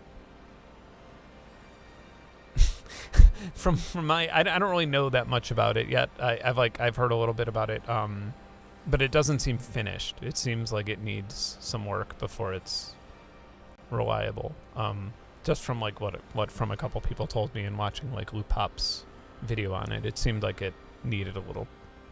It seemed like it got taken off the stove a little early, but that's okay. A lot of things have. I'm not even going to say anything, but there's quite a few products that seem to have gotten pulled out of the oven a little bit before they were ready to be eaten. Not the Euro Bureau, though. Man, that thing, the amount of beta testing they did on that thing was crazy.